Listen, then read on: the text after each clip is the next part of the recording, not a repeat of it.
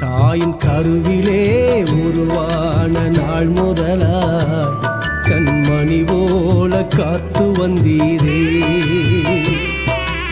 என்னதவம் செய்தேனோ தெரியலையே, என்னில் இவ்வளவாய் அன்பு வைத்தீரே.